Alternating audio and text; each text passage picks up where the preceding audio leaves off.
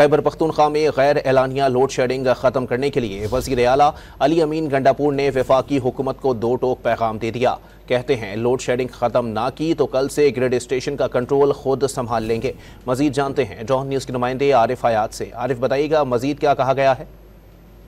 جی بالکل، خیبر پختونخوا کے وزیر اعلیٰ علی امین گنڈاپور نے واضح طور پر پیغام جو ہے تو وہ دیا ہے وفاق کو۔ دو ٹوک پیغام ہے کہ اگر وفاق نے جو بجلی ہے لیٹوٹنگ کا جو شیڈیول ہے وہ جاری نہ کیا آج رات تک، تو کل وہ خود پیسکو کے آفس جائیں گے اور پیسکو ٹیک اوور کریں گے۔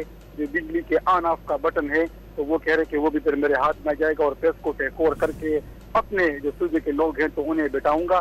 وفاق ان کی جو شرافت کی زبان ہے تو اس کو کمزوری نہ سمجھے، اور اگر وفاق یہ بتا رہا ہے کہ اوور بلنگ ہو رہی ہے یا ٹھیک ہے، وفاق شرافت کی زبان کو کمزوری نہ سمجھے۔ عارف حیات اپڈیٹ کر رہے تھے، آپ کا شکریہ۔